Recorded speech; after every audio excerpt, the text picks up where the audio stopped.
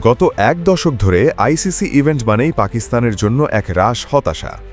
২০১১ সালের সেই মোহালি ট্র্যাজেডির পর ওয়ানডে বিশ্বকাপের সেমিফাইনাল যেন দলটির কাছে সোনার হরিণ হয়ে দাঁড়িয়েছে। সেই আক্ষেপ ঘুচিয়ে ২০২৭ সালে দক্ষিণ আফ্রিকা, জিম্বাবুয়ে ও নামিবিয়ার মাটিতে হতে যাওয়া বিশ্বমঞ্চে নিজেদের দাপট ফিরে পেতে এক মহাপরিকল্পনা হাতে নিয়েছে পাকিস্তান ক্রিকেট বোর্ড। ২০২৭ বিশ্বকাপের প্রস্তুতির অংশ হিসাবে পিসিবি ঘরের মাঠে এক হাই ভোল্টেজ ত্রিদেশীয় সিরিজ আয়োজনের ঘোষণা দিয়েছে।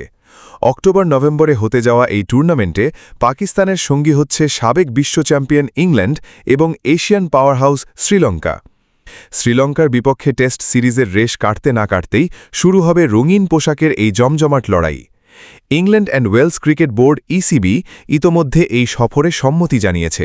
ইতোমধ্যে ক্রিকেট শ্রীলঙ্কাকেও এই আমন্ত্রণ জানিয়েছে পিসিবি। টুর্নামেন্টের ফরম্যাট হবে বেশ সংক্ষিপ্ত। প্রতিটি দল একে অপরের মুখোমুখি হবে একবার করে। তারপর পয়েন্ট টেবিলের সেরা দুই দল লড়বে ফাইনালের শ্রেষ্ঠত্বের জন্য। এই সিরিজের আগে মে-জুন মাসে অজিদের বিপক্ষে ৩ ম্যাচের ওয়ানডে সিরিজ দিয়ে নিজেদের ঝালিয়ে নেওয়ার সুযোগ পাবে শাহিন শাহ আফ্রিদির দল। পাকিস্তানের ক্রিকেট ইতিহাস যতটা গৌরবের, সাম্প্রতিক সময়টা ততটাই বিবর্ণ।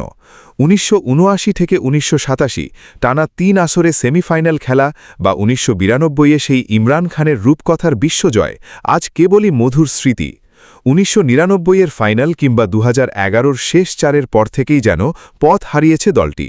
আগামী ২০২৭ বিশ্বকাপকে কেন্দ্র করে তাই আমূল পরিবর্তনের পথে হাঁটছে পিসিবি। সাদা বলের কোচ মাইক হ্যাসেন এবং অধিনায়ক শাহিন শাহ আফ্রিদি জুটির উপর ভরসা রাখছে ম্যানেজমেন্ট। পরিকল্পনার অংশ হিসাবে সম্প্রতি বাংলাদেশ সফরে ৬ জন তরুণ তুর্কিকে জাতীয় দলের ক্যাপ পরানো হয়েছে, যা ইঙ্গিত দিচ্ছে অভিজ্ঞতার সাথে তারুণ্যের মিশেলে এক অপরাজেয় দল গড়তে চায় পাকিস্তান।